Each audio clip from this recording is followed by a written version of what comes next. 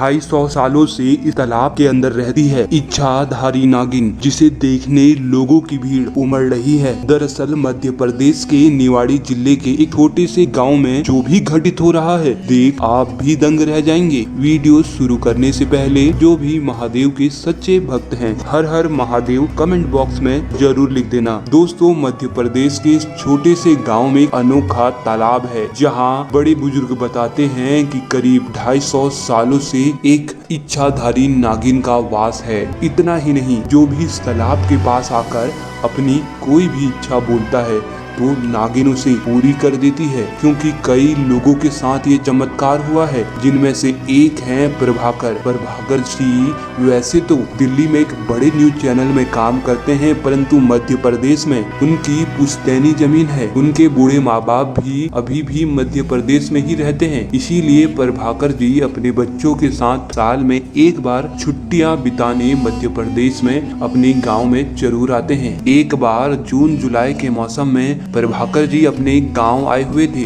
उनका एक बेटा और एक बेटी है जो करीब 8-9 साल के हैं। उन दिनों उस गांव में कुछ 2-3 ऐसे अपहरणकर्ता आए हुए थे जो अमीर दिखने वाले लोगों के बच्चों का अपहरण कर लेते थे। जब प्रभाकर जी का बेटा एक बार गेंद के साथ खेलते खेलते परिवार की नजरों से थोड़ा दूर हुआ तो उन अपहरणकर्ताओं को अच्छा मौका मिल गया।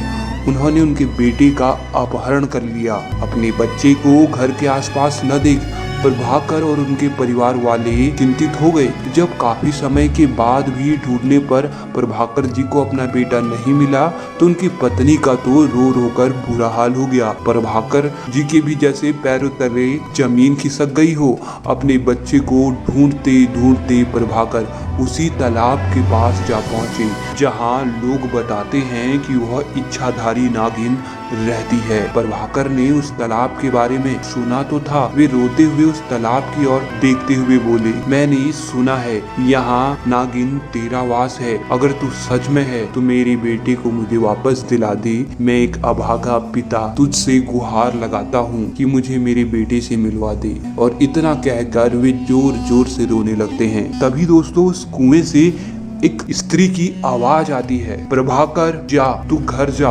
तेरा बेटा घर आता ही होगा। उसके बाद वह आवाज एकदम से गायब हो जाती है। प्रभाकर आश्चर्य में था कि आखिर हुआ क्या, कौन थी वो आवाज। परंतु जैसा उस आवाज ने कहा, प्रभाकर ने ठीक वैसा ही किया। उधर जब वो अपहरणकर्ता जंगल के रास्ते प्रभाकर के बेटे को ले जा रहे थे, तभी रास्ते में अचानक उन्हें ऐसा महसूस हुआ जैसे धरती कपकपा रही है। तभी सामने उन्होंने जो देखा, दंग रह गए।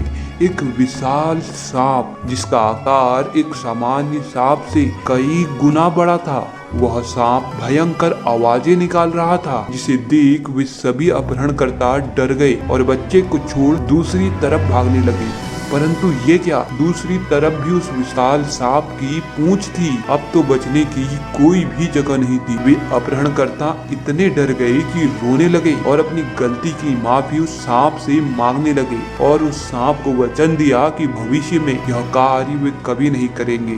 तभी वह सांप वहाँ से गायब हो जाता है। मौका देख सभी अपहरणकर्ता वहाँ से भाग निकलते हैं। प्रभाकर का बेटा भी उस विशाल सांप को देख डर गया था, परंतु तभी उसने देखा कि वहाँ जो वो सांप था वो नहीं, उसकी जगह बल्कि एक सुंदर स्त्री वहाँ खड़ी थी, जिसने प्यार से प्रभाकर के बेटे को अपनी गोद में उठाया और प्रभाकर के घर पर प्रभाकर के बेटे को छोड़ गायब हो गई। जब प्रभाकर और उसके परिवार ने बच्चे को घर के दरवाजे पर सही सलामत पाया तो उनके खुशी का ठिकाना नहीं रहा। जब प्रभाकर ने अपने बेटे के मुंह से जंगल में घटित घटना सुनी तो वह समझ गया कि उसके बेटे को उस तालाब वाली नागिन ने ही बचाया है और वे दोबारा अपने परिवार के साथ उस तालाब के पास गए और उस तालाब में रहने वाली नागिन को धन्यवाद किया। दोस्तों, कहते हैं आज भी उस तालाब में वह नागिन रहती है और जो भी कोई अपनी इच्छा उसे बताता है तो वह उसे जरूर पूरी करती है। दोस्तों, अगर आपको उस तालाब में जाने का मौका मिले तो आप